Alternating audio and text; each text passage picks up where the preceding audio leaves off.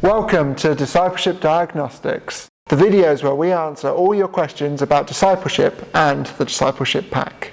And the question we're going to look at today comes from Laverne in Dudley. Hey guys, how do I know who to disciple? So, how do we decide who we want to disciple? That's a question we get asked a lot, isn't it? Yeah, or maybe we hear people say they can't start meeting with anyone because they don't have time for everyone. Yeah, but that's okay, we say. Just start with a couple. And normally when we say that, the question we get afterwards is, but isn't that playing favourites? It sounds fair, doesn't it? But is that what Jesus really did? I mean, Jesus had favorites. It wasn't that he loved some people more than others, but he did choose to give his best time and energy to some people and not to others. So we see Jesus having, by the time we get to Luke 10, lots of disciples, and he sent out 70 of them on a mission trip. But out of that 70, he actually chose 12 to be apostles that he would spend extra time with. And out of that 12, there was 3 that he invited into things like the Transfiguration or to go pray in the Garden of Gethsemane.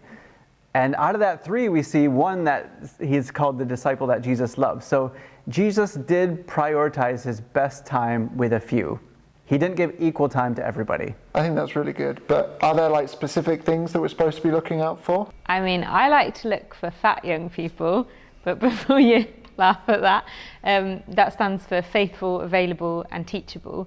And so you might have people that have lots of time or don't have much time, are committed or not committed, or want to take on board what you've said, or just don't really care what input you give them. I knew Darin's FAT acronym was going to come up somewhere in these videos.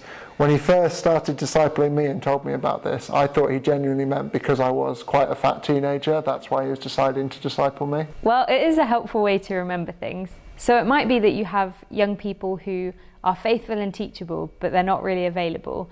So they don't really have time to commit to spending with you. Maybe for good reason. They have lots of hobbies, or they're studying really hard for exams, or they are responsible for lots of things in their family, but they don't really have time to meet with you. So that kind of takes them out of the running for that in the first place. Or you might have young people who are faithful and available. They've got loads of time and nothing to do with it. They want to be around, they're at every group, but they're not really teachable and they don't really do anything with what you invest in them.